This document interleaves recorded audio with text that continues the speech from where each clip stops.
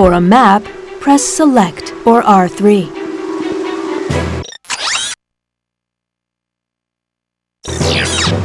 Ratchet and Clank walkthrough, or Ratchet and Clank Going Commando walkthrough part 2. So we are on the first real planet. This is planet Oozla, and we're going to be doing a couple of things in this video. So the first thing is getting the dynamo, which surprisingly doesn't come into as massive of a use in the game as I expect that it would have with how often it made you use it at the later part of this level. And we're also going to be getting coordinates for, I think, the planet Maktar and maybe another one. It's going to be from Fizzwidget, and it's actually a pretty entertaining cutscene, but anyway, we're going to be doing quite a lot, and I was just looking through the menus there, and you can see there's a heck of a lot more options for your weapons, because there are a lot more weapons that you can get in this game. But you can also get all the weapons from the previous Ratchet and Clank, and if you happen to have a save file, like say you bought the collection, if you have a save file of you defeating the first Ratchet and Clank, then this game will eventually allow you to buy all the weapons that you had owned previously. Otherwise, you'll have to buy them for, I think, the same costs that they were in the first Ratchet and Clank, and that includes the Rhino, which is about 1.5 million bolts. You'll have to buy it for that much in this game if you didn't buy it in the last game, and I never got around to buying it in the last game, so I didn't actually end up buying it much in this game. So I do avoid a lot of those really super expensive weapons just because I didn't have the patience to sit down and collect the vast number of bolts that you need to get those weapons, and especially in this game it's not really necessary at first, and there's really no reason to do it on your first playthrough. When you beat this game once, you unlock the challenge mode, which is the exact same game. It's basically New Game Plus before they started calling it New Game Plus.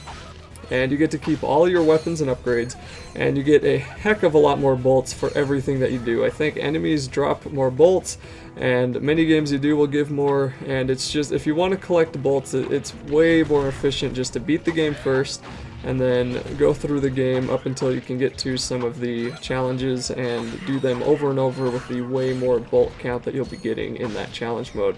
And it's not actually much more difficult than the challenge mode. I didn't play through all the way on the challenge mode the second time because I wanted to get into the third Ratchet and Clank game, but it's pretty fun. I mean, it's not too much. It's not much more difficult, especially if you can get a lot of nanotech and a lot of armor upgrades before you do beat the game. Now, as you saw there, I actually upgraded and my level went up, and that gave me an extra nanotech. And you may think, or at least I thought originally there was some limit to that, but I haven't reached that nanotech limit quite yet. I think when I finished this game I had about 70 nanotech, or no, not 70, I had 60 nanotech to use, and each little section gets 4 of them, so you can fill up, I think it was like 10, or I think it was about 10.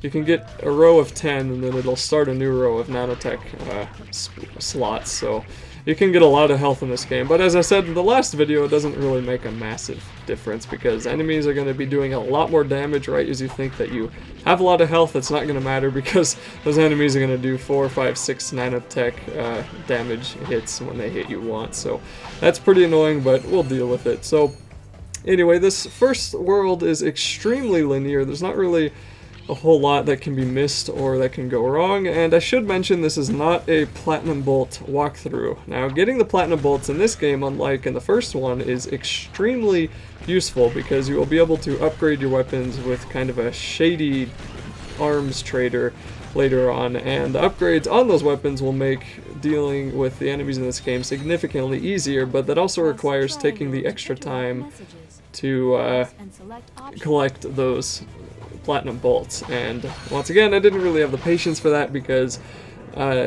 you know, this game came out back when people only had one game every couple of months because that's all that their parents would let them buy. So it made sense that they would want to shove that much this much content into a game back then, because especially if you're, you know, the target audience, which was young kids or teenagers. I think the game's rated T, but anyway, mainly young kids who played this game at the time when it was released. Then those kids wanted, you know, everybody, even the adults who played it, wanted the game to last a really long time, and this is the way that they did that. But these days, when they release them all in a collection and I want to get on to the next game, I don't really have an interest in making the game last a long time because I want to get on to the next game. So It's kind of sad that I'll be missing out on some of that, but I just don't have the patience or really even the time to hunt down all the various collectibles and upgrade every single weapon before the end of the game. But if you want to do that, and you know, if you want to get the collection and try that out, that's fine. Now the bosses in this game, there are more of them. I think there were only about 3 official bosses in the first Ratchet and Clank, and this one is the first official boss in this Ratchet and Clank. And as you can tell, he's really not that hard at all. He just slaps his tentacles down at you a couple of times, and you shoot anything, any 3 weak spot on him, and his health goes down extremely quickly, and he's dead. There's also an extremely anticlimactic entrance to that boss, because he's just kind of, here I am, I'm a tentacle. I'm not from Japan, I swear. And you take him out in a few seconds, so he's not too bad. Now, there's a couple of bosses that are extremely fun. There's one, notably, that is extremely long. And that one will be fun to narrate over because he takes forever. And then the final boss, which I don't really want to spoil too badly, I thought was not nearly as hard as the final boss in the first Ratchet and Clank, but we'll get to that eventually. And this game is a lot longer, so it'll be a while before we even get there. So, pretty soon we'll be coming up on the Dynamo here, and as I've been, again, rambling over some of these enemies, these snails really aren't a big deal to take out. You can shoot them with your Lancer, and I do recommend using your weapons as often as you can, and try to focus on weapons that you haven't upgraded very often, because when you initially buy a few weapons, they're going to be pretty terrible until you can get them upgraded, and you can upgrade them twice. The first time is just by leveling them up normally. The second time, as I said earlier, is by using those platinum bolts.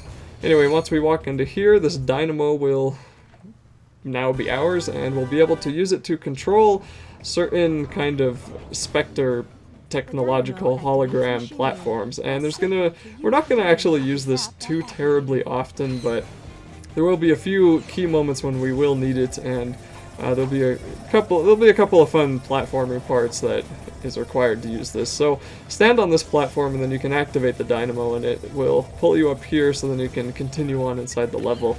And with the amount of weapons that you have available, unfortunately, your quick selection menu has the exact same amount of weapons as the last Ratchet and Clank. Now, I don't know if they really could add more than 8 anyway, but it's not that big of a deal. You'll just be spending quite a bit more time in the quick select menu that you can open up by pushing start and selecting weapons that way. But anyway, so as usual, I would probably say you want around 5 weapons, and then you can have the other 3 slots available to various devices like the Dynamo, the Swing Shot, and some other ones that we'll be getting later on.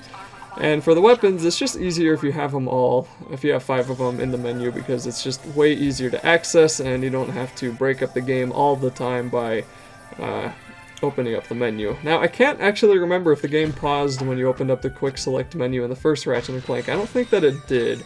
Luckily, in this one it does, so if you're in the middle of a firefight and you open it up, then the game will pause temporarily while you select your weapon, and that gives you really good survival chances, because you're not going to be attacked when you are trying to select that weapon that you need. Now, the main weapons I will be using, and I said that you need to use weapons that you haven't upgraded first. I'll be breaking that rule a lot, because this is a walkthrough.